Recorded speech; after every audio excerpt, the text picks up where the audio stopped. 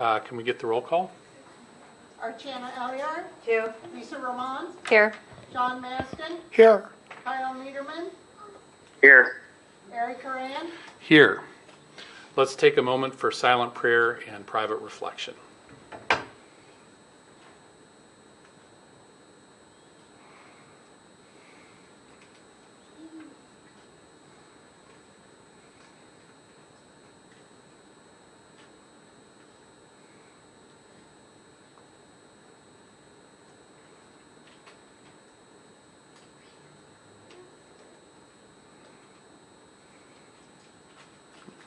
Will you join me in the Pledge of Allegiance?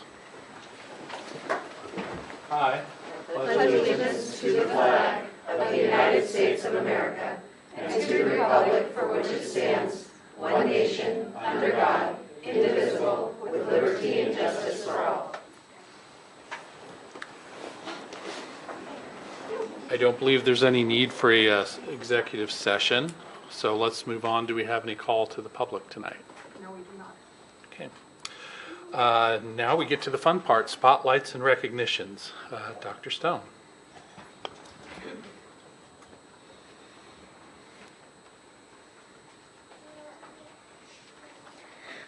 Thank you, Mr. Chair, members of the board. We do have a special recognition tonight, and Ms. Lisa Kruger from the Chamber of Commerce is joining us to start our recognitions.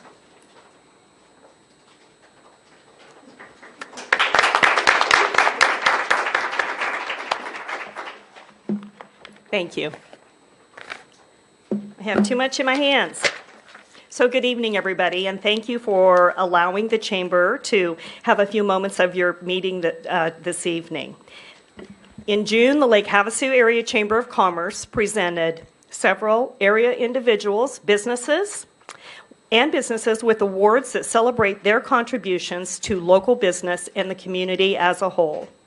One of those awards is the Bridge to Business Award, which we used to call the Business and Education Leader Award, but we had to hold it due to a scheduling conflict with the recipient. So we are presenting that award this evening, and last year's recipient, Carla Desper from Wave CTED, is here to do the honors.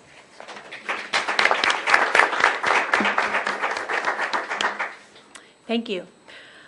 This award is an honorable award. It's for an individual, supporter, or volunteer from the local education committee that is active with the Chamber of Commerce who works to bridge the gaps between business and education.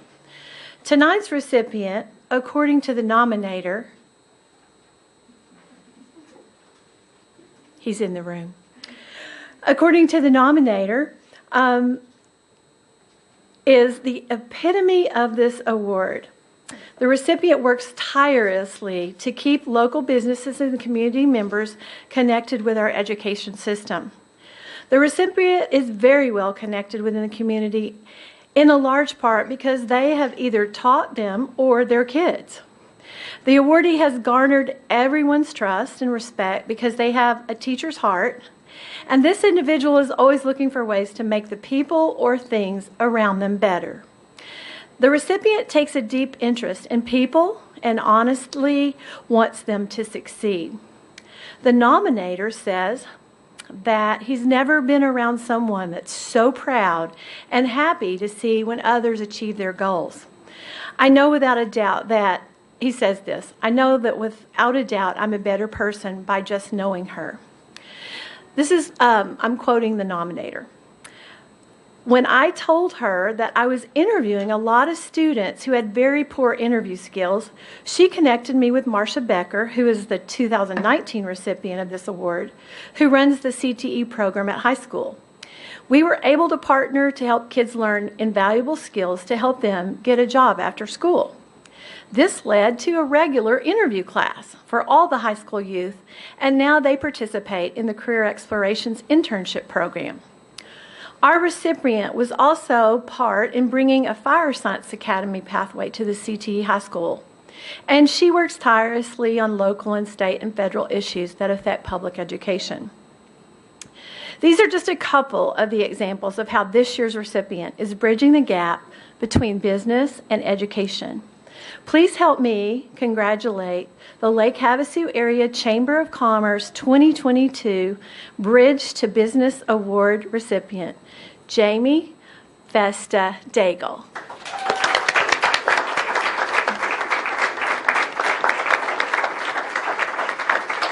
Was this a surprise? I am so surprised. I also am really slow. I was like, oh, it's really fun that my daughter and her boyfriend are here. Oh, Cameron's here tonight. What a special night. I only got it when my son walked in. I'm very So here's your award. Congratulations. You're on my team always. Appreciate it. And then this is from, this is basically the same thing, but it's like the Chamber of Commerce Congressional. Do we need to pose? Maybe just, do you mind? I'm sorry I'm taking up work or something. Joey, you go first.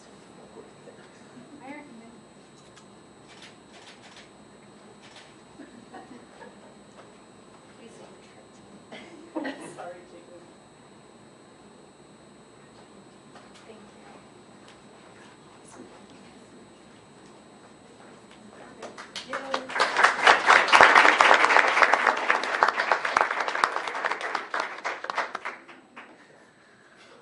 For our next recognition tonight, I would like Mr. Muschetti to come up. He serves at Thunderbolt, and he has a group of students who participated in the Civics Matters competition, and he would like to share a little bit about their award and the great things they got to do in Washington, D.C. And the clicker is right here when that comes up. Awesome.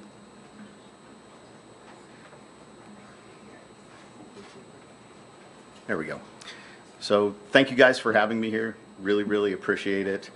AZ Civics Matters this was the first year that it was run, and it was a competition that a little bit of background on it. Governor Ducey and then Michael Bidwell, the owner of the Arizona Cardinals. It was an essay writing competition that spanned grades 8 through 12. This came across my desk from Principal Hall and Superintendent Stone.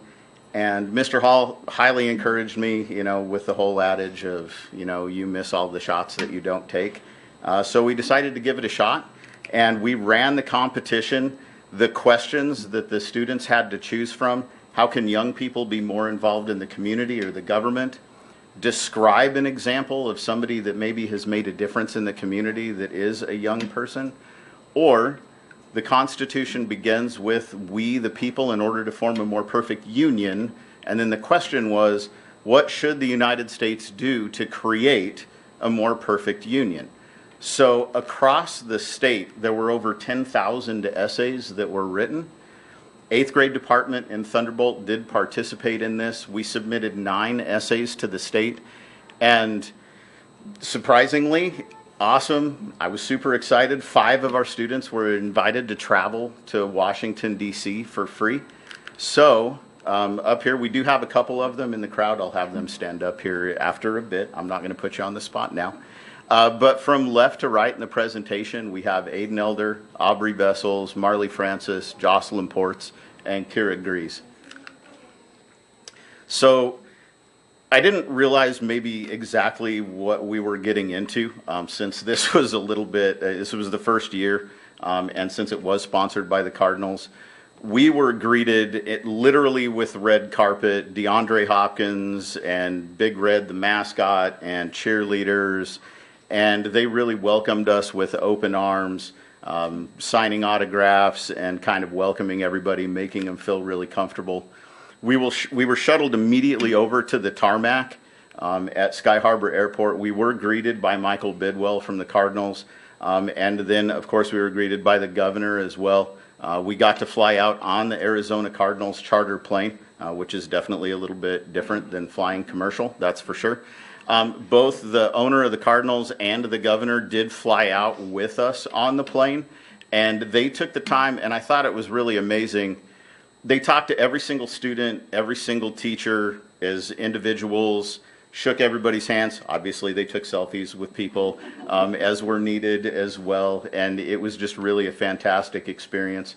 I believe I was just telling somebody earlier, I think we actually had a situation where maybe one of the students didn't really realize who they were talking to, so they were asking how things were going. And one of the students was like, well, I'm a little bit chilly. So like the next thing I know, I'm seeing like Governor Ducey grabbing blankets for people on the plane. Like super nice guy, fantastic experience. We got to the hotel and then just crashed out. And then the next day, day 2, this was a whirlwind social studies trip. We started off at the Jefferson Memorial, and then from there went to the FDR Memorial, and then we went over to the Martin Luther King Jr. Memorial, taking pictures, and the Close-Up Foundation were the ones that were running the tour. And they really took the time to actually explain a lot of the educational value of every single monument. It wasn't just a situation where you were able to see it and then they moved you on to the next one. We really kind of spent some time. And then there was a lot of kind of educational experience went into it as well. From there, we actually went to the Smithsonian Museum of American History. A couple of the pictures that we have there, that is the USS Philadelphia, I believe. It was actually a gunboat that was sunk during the Revolutionary War. Thought that was pretty neat. I made the students stand up. There was actually a piece of the Berlin Wall there.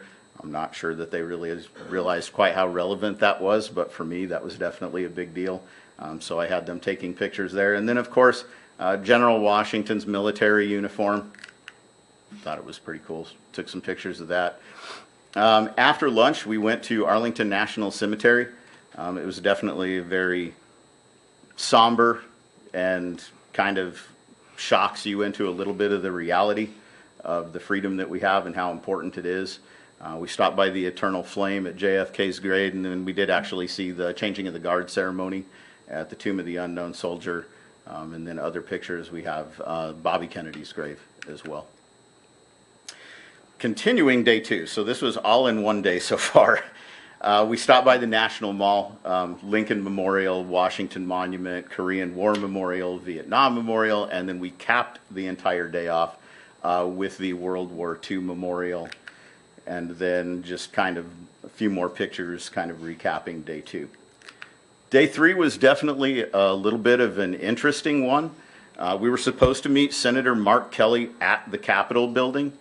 However, while we were unloading and shuffling around, that was the exact same time that Roe versus Wade was overturned. So safety is a huge priority. We were actually on the back side of the Capitol building, not the side with the Supreme Court. However, very quickly the chaperones and the tour guides just said, you know what, take your pictures real quick, and then we're going to take a side trip. So this was kind of an unexpected side stop at the Smithsonian Museum of Natural History. Of course, we're in Arizona, so I had to take a picture of the meteor that was responsible for Meteor Crater.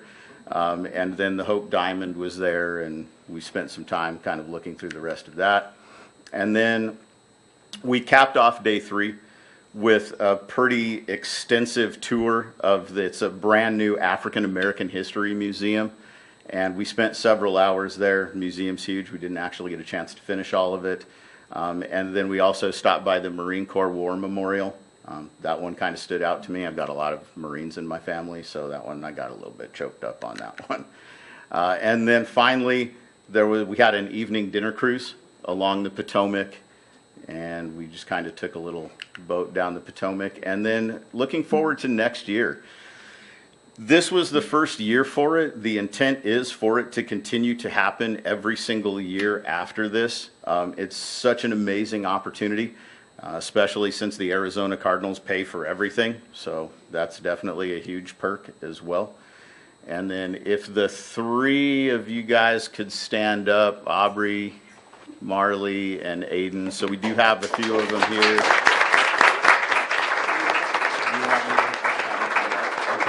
All right, you 3. And I personally just wanted to thank Mr. Muschietti. I know this was a last minute thing, and Yeah. this came out, and it was like, please have your kids work on this and do it, because rural schools often kind of get left out Yeah. in the fray when there are big competitions like this. So Thunderbolt did take that time, and he did get his kids working on those essays with the team, and it was awesome that 5 of our students were able to take that trip. But I'm going to have you come on up and get a picture. You all look fabulous. So Thank you, guys. And I do have some thank yous and kind of a quick side note on that. You can do thank yous while they're coming up with pictures. Okay, all right. Should we bring Kyle? So just a couple of thank yous while folks are coming up. We did kind of throw this all together at the last minute. Thank you to the school board for approving it so quickly. I mean, we had it approved within a couple of days. Gordy, thank you so much for really kind of pushing me to do this. Director Festa, so thank you for giving me some advice and kind of some pointers. And then really, honestly, most importantly, the parents of Kira, Aubrey, Marley, Aiden, and Jocelyn. Like, I can't thank you guys enough. I'll try not to choke up. You guys have been so supportive for this along the way, so thank you for that. So we're gonna have you all get in, but you're gonna have to move this way a bit. All right. Joey wants best to get a photo.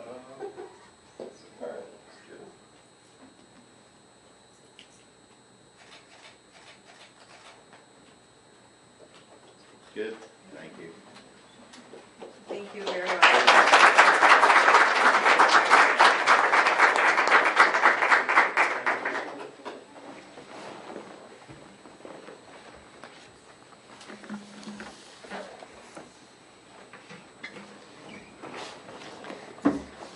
So for our next recognition, I would like to invite Mrs. Musselman up.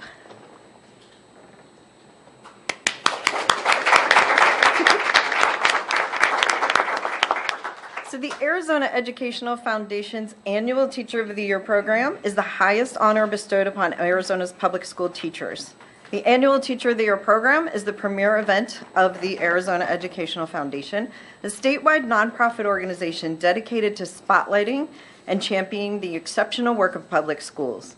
Any certified full-time teacher working in an Arizona state-accredited public school or Bureau of Indian Education school is eligible for nomination. Christina Musselman, first grade teacher at Starline Elementary, has been selected from over 400 applicants as one of the top 10 teachers in Arizona. Christina has worked for LHUSD for the past 18 years as a first grade teacher and a reading interventionist.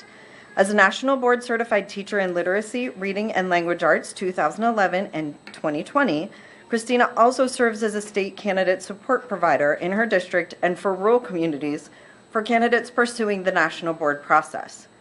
Christina holds a Bachelor of Arts degree in elementary education from the University of Nevada, Las Vegas, and a master's degree in elementary education with a reading endorsement. She holds early childhood, reading specialist, and SEI endorsements. Christina focuses on promoting social emotional learning opportunities and a foundation for growth mindset in all of her learners while developing and reinforcing positive behavior. Christina was named the LHUSD Teacher of the Year in 2021 and the Mojave County Teacher of the Year in 2021. We are very proud of her accomplishments and will be cheering her on as she competes for the Arizona Teacher of the Year.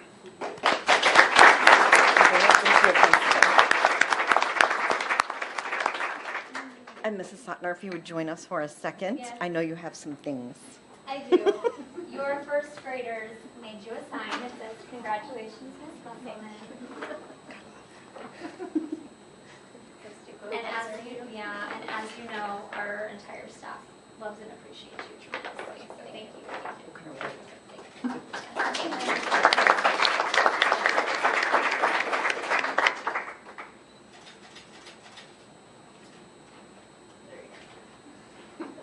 Thank you. Congratulations. And Mrs. Sotner, if you would stay with me. So, our final recognition tonight is for Mrs. Sotner. Mrs. Jenny Sotner is the principal of Starline Elementary, and she has been selected as a School Ambassador Fellow for the U.S. Department of Education, where she will advocate for the needs of our rural students over the upcoming year. The School Ambassador Fellowship is a professional learning community designed to improve educational outcomes for students by leveraging the expertise of school-based practitioners in the creation, evaluation, and dissemination of information around national education initiatives. It is designed to improve education for students by involving educators in the development and implementation of national education policy. The fellowship program seeks to involve educators who work daily with students and teachers in developing policies that affect classrooms and schools and highlight practitioners' voices and expand educators' critical leadership at the national, state, and local levels. Ginny was selected based on her application and the completion of a rigorous interview process, which spanned multiple days and over 10 hours. We are super excited that our students will be represented by Ginny, and we're excited to support her in her work during the upcoming year. Congratulations.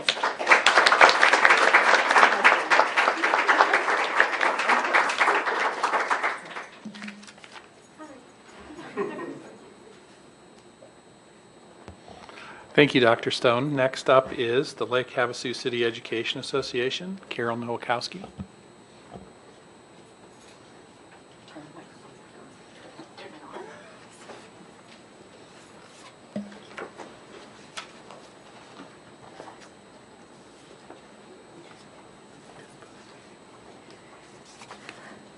All right, and we're back. I've been gone for a couple months, and so it's been a nice summer, except for a couple things, but it's all been good, and we are back in session, and we are all glad to be here. We started the school year, the association did, serving our new teachers. We had 70 new teachers that we were able to serve lunch to during new teacher orientation. As the association, it is a wall-to-wall association, which means that includes all staff. Substitutes, support staff, certified teachers, and administrators. I have handed you a contact card. That contact card has my information on it. You can contact me at any time, but it also has our local legislators' information. And as questions come to me, I have encouraged our staff and our community to reach out to our legislators. Representative Biasucci and Senator Borelli. The more we can make our representatives aware, especially at this time before they go back to session, the better opportunity we have for decisions on public ed to be heard and voted on. So you will note that Senator Borelli on the website did not have a phone number. I have reached out to them personally and asked for contact information so I can share it with you all and with anybody else. I do have their personal numbers, but I told them, I promised them I will never pass that out. So, but if you have any questions, Mr. Moss, I have one for you too, because now that you are new on our board. All right, thank you. Thank you, Carol. So moving forth, we have the consent agenda. Do I have a motion? I move we pass the consent agenda as presented. I'll second. Archana Aliyar, Yes. Lisa Roman, Yes. John Maston, Yes. Kyle Niederman, Yes. Eric Moran, Yes. Moving on to discussion items. Superintendent, first presentation review of change to policy GCH. Mr. President, members of the board, Arizona School Boards Association Policy Services Advisory number 713 states, House Bill 2906 has added statute ARS 41-1494, which states in part that a political subdivision, including school districts and charter schools, may not require an employee to engage in and shall not use public monies for training, orientation, or therapy that presents any form of blame or judgment on the basis of race, ethnicity, or sex. This does not preclude any training on sexual harassment. Blame or judgment on the basis of race, ethnicity, or sex is defined in the statute by 7 specific concepts, and those are in the policy that is attached. The statutory reference in this policy, ARS 15717.02, is replaced by a reference to ARS 41-1494.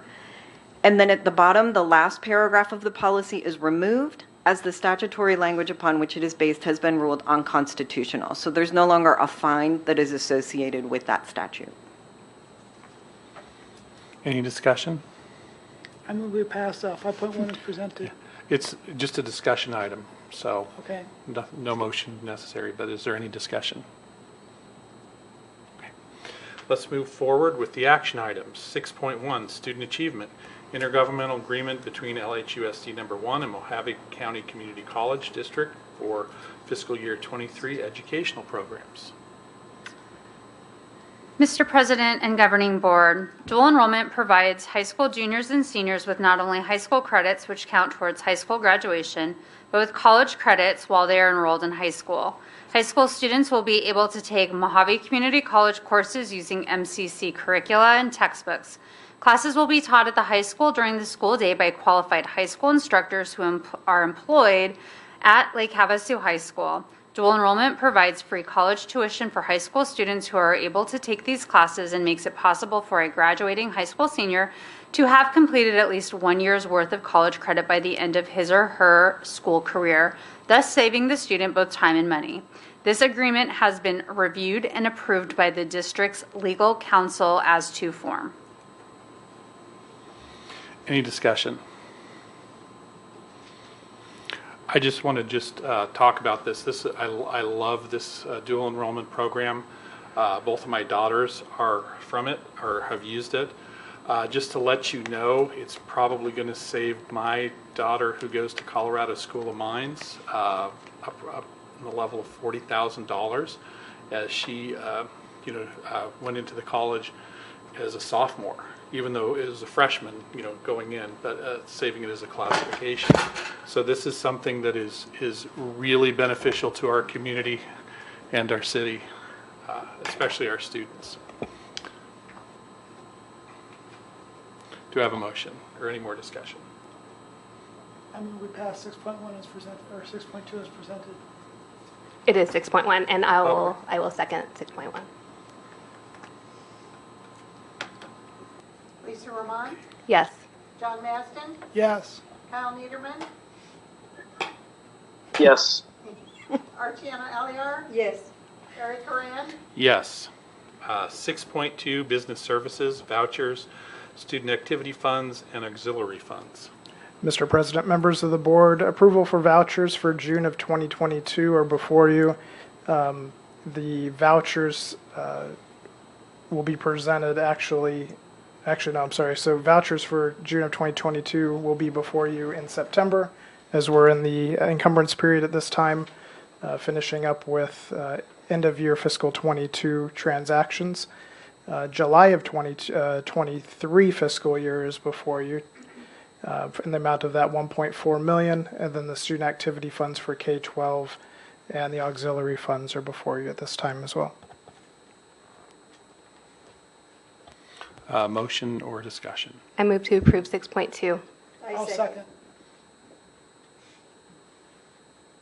John Maston, Yes. Kyle Niederman, Yes. Archiana Alliar, Yes. Lisa Roman, Yes. Eric Horan, Yes. So we're now to the informational section. Superintendent?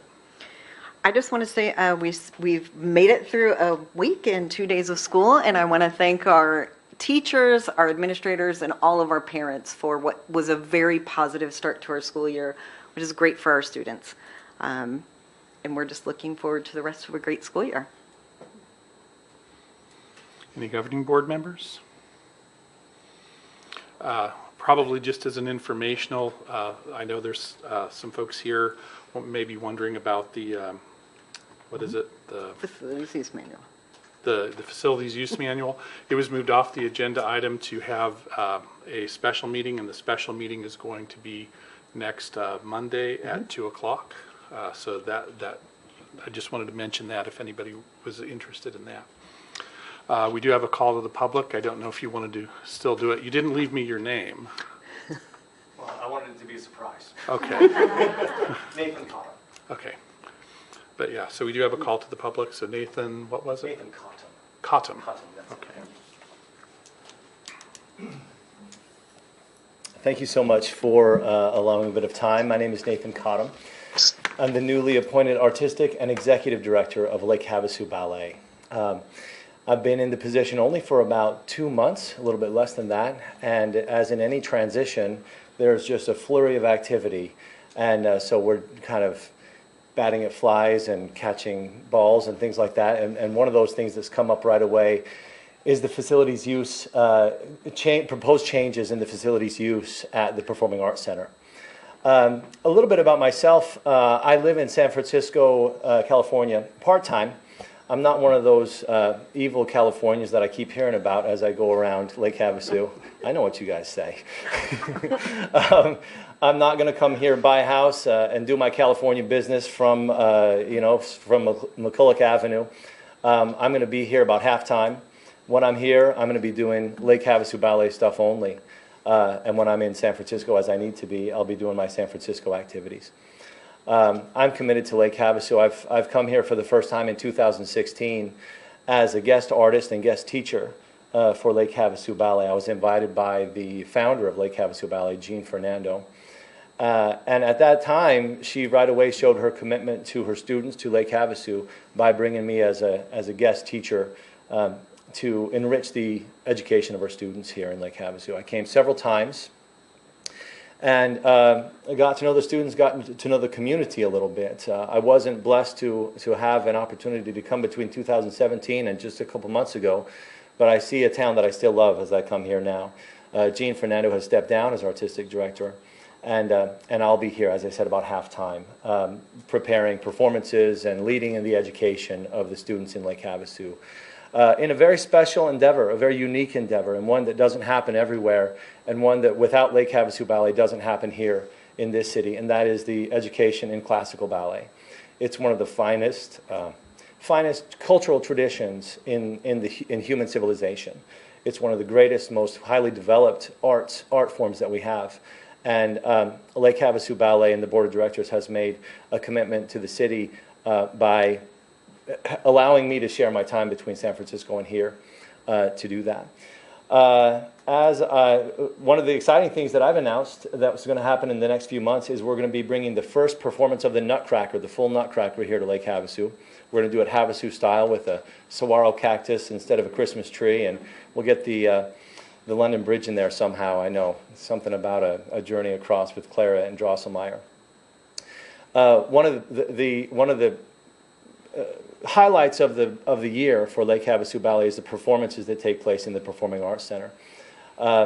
Traditionally, they've been done each May, almost exclusively. They've happened in May at the end of the school year, at the end of the year. And we're going to continue performing in May, but we're going to add on to that as far as possible this performance of the Nutcracker and hopefully make it an annual performance. As you know, I'm the new kid on the block, right? And so I'm speaking today because I won't be in town on Monday. So I hope you'll regard my remarks in your meeting on Monday. It's the plan that Jean Fernando will be able to attend the special meeting, as will the president of our board of directors, Constance Stopler. He'll be able to join. And they're the heavyweights. They've been around. They know a lot more of the details. I'm kind of getting the gist of it. But as I understand it, there's a proposal to change some of the designations of certain organizations from a tier 1 that has a very manageable price to tiers 2 and 3, which have an increased price to use the facility. One of the bases that that this change is founded upon are, as I understand it, how civic the organization is. Let me put it that way, right? Is it an organization that charges tuition, or is it available to everybody? Is it a public organization? And I want to posit to you that Lake Havasu Ballet belongs in Tier 1 of these organizations. The proposal would move us to Tier 2, which would make it extremely difficult for us to continue performing in the Performing Arts Center, and using that and bringing that opportunity not only to our youth, but the performance to the people of Lake Havasu. For the past, I believe it's about 7 years, Lake Havasu Ballet has enjoyed that Tier 1 status, and we've been able to bring the educational and performance opportunities to the youth of Lake Havasu and the performance blessing to the people in the city at this rate.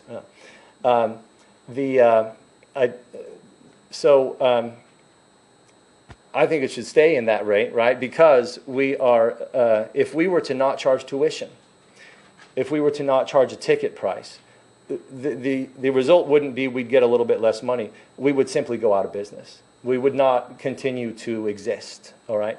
It's impossible for a ballet school to exist. And we are a nonprofit organization. We're a 501c3 organization.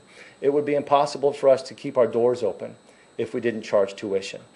And that's the case no matter where you go. In San Francisco, I run an outreach. All of my educational activities that I run in San Francisco are outreach-based that that take place exclusively in underprivileged areas. And I still charge them tuition. I have to charge them tuition. Otherwise, I wouldn't be able to thank you, 1 minute. Otherwise, I wouldn't be able to provide it. There's no way it happens without that.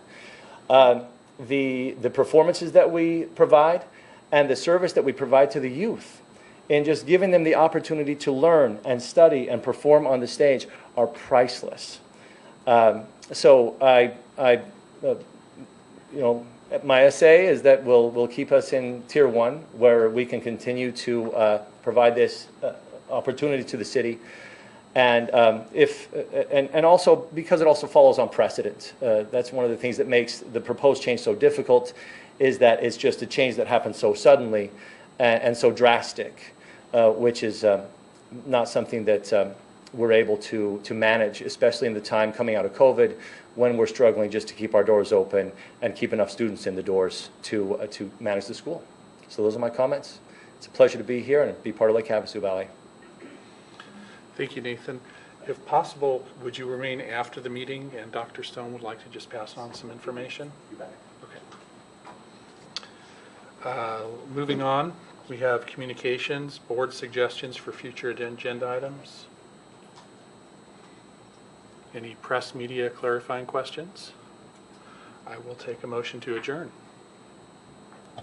I'll move to adjourn. And then I'll second Kyle's. Kyle Niederman, Yes. John Maston, Yes. Lisa Vermont, Yes. Archana Alliar, Yes. Eric Coran. Yes, we are adjourned.